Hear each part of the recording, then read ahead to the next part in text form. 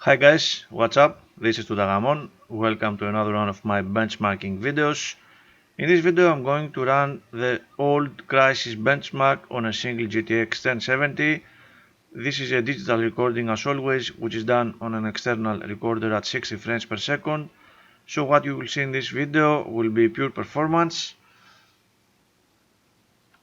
I'm using a Core i5 2500, which is overclocked to 4.8 GHz.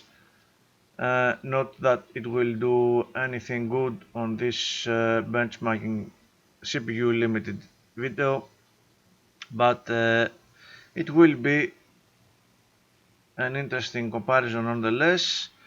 The system has 16 GB of memory and the graphics card is a single GTX 1070 KFA2, the EX model.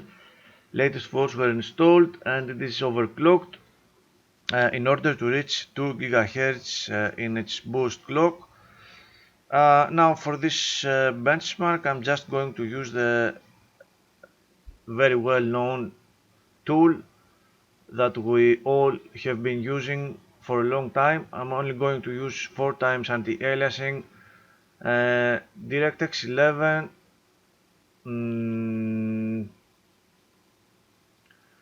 and that's it. No 64-bit. I'm only using the 32-bit. I think the 64-bit is crashing, is not working.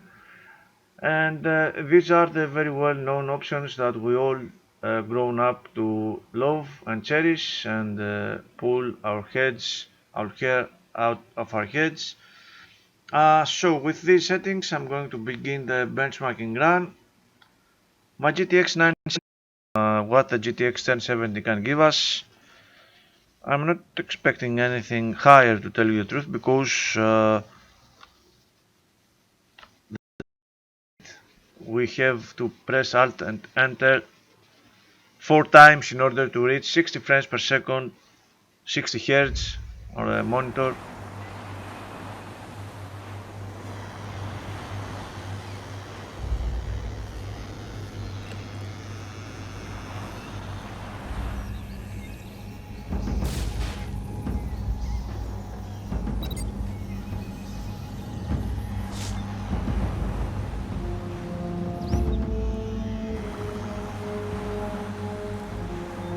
We ran into a KPA checkpoint up here. You're gonna need some firepower to get past it. Stock up on grenades if you can find them.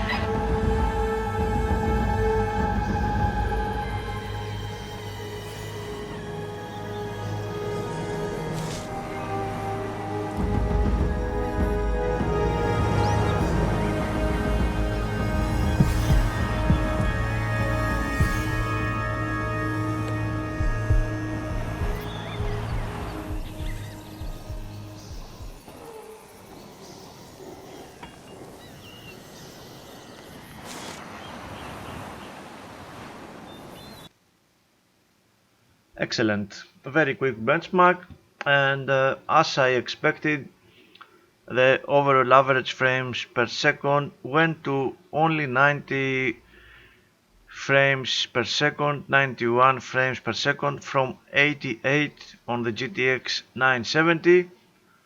That is because the Crysis benchmark is now, for a long time now, very CPU limited, but that is exactly why I am running it today for comparison with a better CPU and the GTX 1070 at a later time.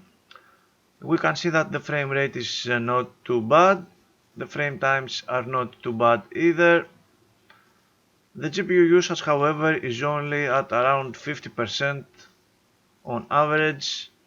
That is due to the extreme CPU limit, and we can see here what a clean CPU limit looks like.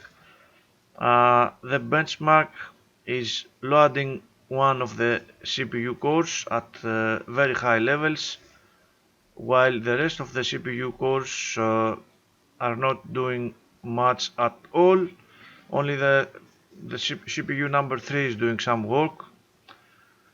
It is funny because I remember back then that they were tooting that we should get a Q6600 And what good would that make?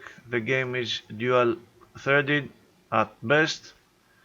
CPU temps are very good, of course, very quick benchmark, not enough to load it. The power of the card is at 50%, which was to be expected at close to 50% load. GPU temps are good.